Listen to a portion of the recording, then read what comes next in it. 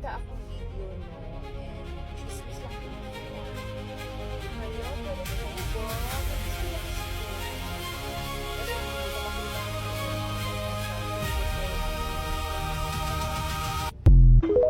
like, oh my God, she's pregnant.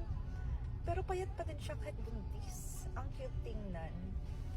Tapos may mga nagtatanong, sino ba yung tatay? Wala na kayong pakialam kung sino yung tatay, no? Pero kung legit man to, pero feeling ko legit yung video eh. Pero buntis talaga siya. Like, I'm happy for her. Kasi 30 plus na din si Kim. 34, 35. Tama ba? Pero something, ano na siya eh. Nasa 30 plus na siya. So, dapat magka-baby na siya. Or dapat may baby na siya. Kasi sayang naman yung ano.